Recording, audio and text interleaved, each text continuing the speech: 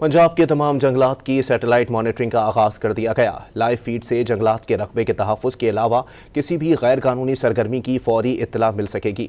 जदीद तरीन टेक्नोलॉजी से रियल टाइम डेटा से जंगलात, उनके रकबे, दरख्तों की निगरानी का आगाज़ किया गया है।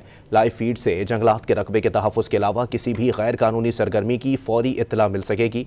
सैटेलाइट डेटा की बुनियाद पर एनवायरमेंटल प्रोटेक्शन फोर्स फौरी कार्रवाई करेगी। पंजाब के तमाम जंगलात की सैटेलाइट मॉनिटरिंग का आगाज़ कर दिया गया। लाइव फीड से जंगलात के रकबे के तहफ़्फ़ुज़ के अलावा किसी भी गैर कानूनी सरगर्मी की फौरी इत्तला मिल सकेगी।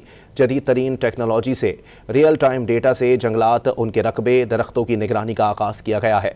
लाइव फीड से जंगलात के रकबे के तहफ़्फ़ुज़ के अलावा किसी भी गैर कानूनी सरगर्मी की फौरी इत्तला मिल सकेगी। सैटेलाइट डेटा की बुनियाद पर एनवायरमेंटल प्रोटेक्शन फोर्स फौरी कार्रवाई करेगी।